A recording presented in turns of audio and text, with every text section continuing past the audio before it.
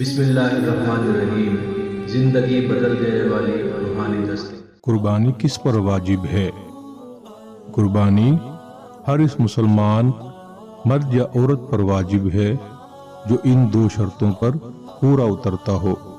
Number 1، عاقل، بالغ، آزاد اور مقیم، یعنی مسافر نہ ہو۔ نمبر 2، بقرہ عید کے دنوں میں یعنی 10 ذی الحجہ کی فجر کا وقت شروع ہونے سے 12 ذی الحجہ کا سورج ڈوبنے تک، قرض کو مائنس کر کے ان میں سے کوئی ایک چیز اس کی ملکیت میں موجود ہو یا ان دنوں اس کی ملکیت میں آ جائے۔ 7.5 تولہ سونا یا 52.5 تولہ چاندی یا 52.5 تولہ چاندی کی قیمت کے برابر رقم یا پرائز بانڈ، یا اتنی ہی رقم جتنا مال تجارت، یا اتنی ہی رقم جتنا ضرورت سے زیادہ کسی بھی طرح کا سامان، یا مذکورہ چیزوں میں سے کوئی بھی بیان کردہ مقدار کے مطابق نہ ہو مگر ایک سے زیادہ چیزیں موجود ہوں تو ان سب کو آپس میں ملا کر دیکھا جائے گا۔ اگر ملانے سے ان کی قیمت 52.5 تولہ چاندی کی قیمت کے برابر پہنچ جائے تو بھی قربانی واجب ہے۔ نوٹ: اگر گھر میں ایک سے زیادہ افراد بیان کردہ شرطوں پر پورے اترتے ہوں تو ایک قربانی سب کی طرف سے کافی نہیں ہوگی بلکہ ہر ایک پر الگ الگ قربانی واجب ہوگی۔ سوال: قربانی کی جگہ قربانی کے پیسے صدقہ کرنا کیسا؟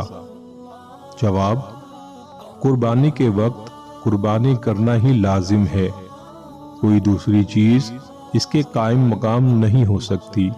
مثلا قربانی کے بجائے کسی کو بکرا یا اس کی قیمت صدقہ خیرات کر دی جائے ناکافی ہے۔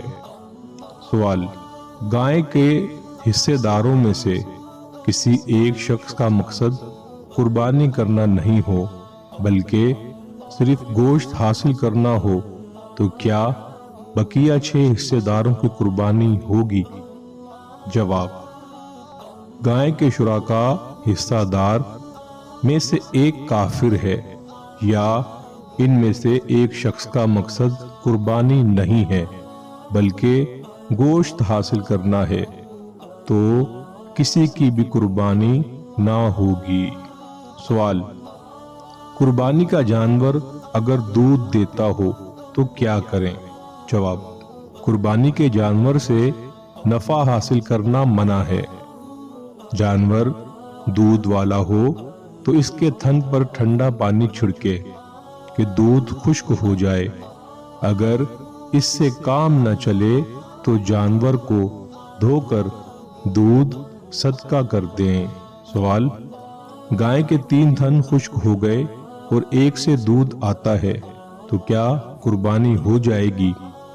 جواب: گائے یا بھینس کے اگر 2 تھن بھی خشک ہو جائیں تو قربانی جائز نہیں ہوتی، لہذا معلوم کی گئی صورت میں اس گائے کی قربانی نہیں ہوگی۔ بہار شریعت میں ہے گائے بھینس میں 2 تھن خشک ہوں تو ناجائز ہے۔